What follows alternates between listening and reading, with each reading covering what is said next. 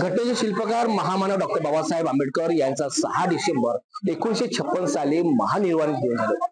याच महानिर्वाण दिनानिमित्त संपूर्ण भारत देशामध्ये बाबासाहेबांना नतमस्तक होण्याकरिता लाखो अनुयायी अनेक ठिकाणी महापुरुषांच्या या पुतळ्याला अभिमानित करत आहेत। एकीकडे मुंबईच्या चैत्यभूमीवर महासागरात मोठ्या प्रमाणात भीमसागर उसळतोय। चैत्यभूमी ही बाबासाहेबांची महान परिनिर्वाण स्थळ असल्यामुळे भारतातील लाखो अनुयायी त्या ठिकाणी दाखल होत आहेत। तर अमरावती जिल्ह्यातील नया अकोल्यामध्ये सुद्धा याच नया अकोल्यातील 2 विद्यार्थी वसतिगृहात शिकत असताना त्यांनी सुद्धा चैत्यभूमी येथे दाखल होऊन अस्थी आणल्याची सुद्धा माहिती समोर येत आहे। आणि नया अकोल्यामध्ये बाबासाहेबांची अस्थी आणल्यानंतर या ठिकाणी अभिवादन करण्याकरिता अमरावती जिल्ह्यात नव्हे तर विदर्भातील अनेक अनुयायी या ठिकाणी दाखल होत आहेत। आपण थेट दाखल झालेलो आहे। 6 डिसेंबरचा हा दिवस आहे बाबासाहेबांचा महापरिनिर्वाण दिनी आणि याच नया अकोल्यामध्ये बाबासाहेबांच्या अस्थी या ठिकाणी दर्शनाला ठेवलेल्या आहेत। अमरावती जिल्ह्यातील वलगावच्या बाजूलाच असलेलं नया अकोला हे गाव आता या ठिकाणी बाबासाहेबांच्या अस्थी आणल्यामुळे याच नया अकोल्याचं नाव दूरपर्यंत पोहोचत आहेत। शेकडो हजारो भीम अनुयायी या ठिकाणी दाखल होत आहेत। नेमकं ही घटना कधी घडली आणि कोणत्या व्यक्तीने ही अस्थी आणली त्याने आपण जाणून घेऊया। आपलं नाव काय? माझं नाव शांताबाई खोब्रागडे। काय सांगा बाबासाहेबांची अस्थी आणली म्हणून आणि कोणी आणली काय? तिरकाजी खोब्रागडे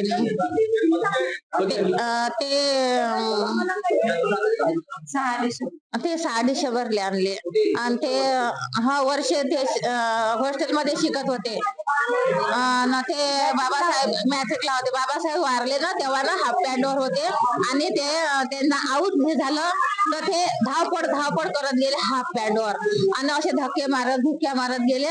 लोट जागा करत गेले। आता कशी गर्दी अशी जागा करत गेले आणि ते ना रात्रभर थांबले आणि सामसूम असताना कोणीच नसताना त्यांना भीती वाटत होती। कोणीच नसताना एकदम बिलकुल रात्री सकाळी 4 वाजता बॉटल होती पाण्याची अशी हस्ती ओढली आणि त्या बॉटल मध्ये विजवली हस्ती आणि कागदामध्ये घेतली आणि खिशात टाकली आणि आपल्याकडे म्हणजे अशा गर्दीत मिक्स झाले आणि चुपचाप हस्ती आणून त्यांच्या आईला सांगतात, बाबाला सांगतात की बा आम्ही असे हस्ती आणले। आई म्हणते बाबा आपल्या घरात ठेवायची वस्तू नाही, सारे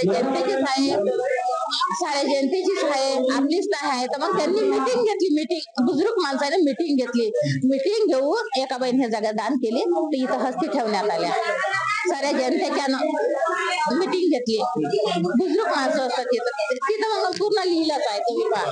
आता गर्दी होत आहे दिवसेंदिवस भरपूर गर्दी होत आहे। भरपूर इतकी गर्दी होत आहे का विचारच नको। चैत्यभूमी त्यावाने गर्दी होऊन राहिली। बाबासाहेब आपण कोण? आपलं नाव? मी खोब्रागडे साहेबांची मिसेस आहोत। कसं वाटतं आपल्याला खोब्रागडेंनी या ठिकाणी अस्थी आणली आणि या ठिकाणी आता नाव समोर चाललेलं आहे, प्रसिद्ध होत आहे। एकदम आनंद वाटते। माझ्या डोळ्यातून पाणी येतं। मला ना रडूशच लागते। मला आजच्या दिवशी बोलूच नाही लागत। खूप चांगलं काम केलं साहेबांनी हस्ती आणल्याचं। मी 2 दिवस म्हणा किंवा असं इथं म्हणजे आपलं असतोच, पण खोब्रागडे साहेबांनी आणली। तिरकाजी खोब्रागडे।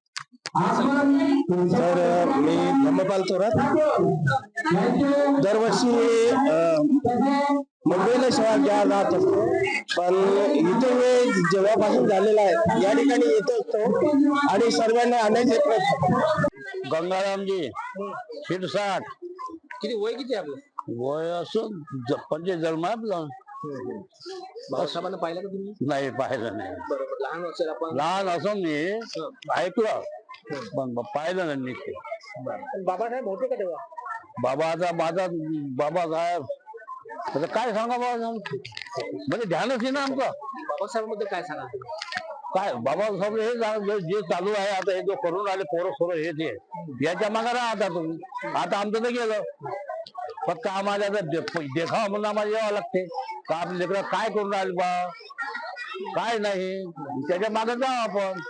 कशासाठी गेलं पडलं, नाही तर आपली वय आहे का यावाची जावाची कुठं, पण नाही जे करते करून राहिले त्याच्या मागे जायचं काम आहे। आजच्या पिढीनं काय? आजच्या पिढीला हेच आहे का जे सूचना आहे मी देऊन राहिलो हेच ते आहे ना। साहेबांनी संघर्ष केला, शिकले, संविधान लिहिलं, हा आदर्श घ्याव की नाही ह्या बाबासाहेबांच्या मुलांनी? बाबासाहेबांनी जे केलं ते कोणाकडूनच नाही होत. बाबासाहेबांनी जे केलं इकडे होतही नाही आणि इकडे होतही नाही, इकडे कोणी करत नाही. जे झालं ते बाबासाहेबांनी केलं. धन्यवाद. जय भीम. राहणार देवरा बाबासाहेबांना आपण पाहिलं का? नाही. बाबासाहेबांच्या अस्थी आज नयाकोला गावामध्ये आणलेल्या आहेत, त्याकरिता आपण आलात. कसं वाटतंय?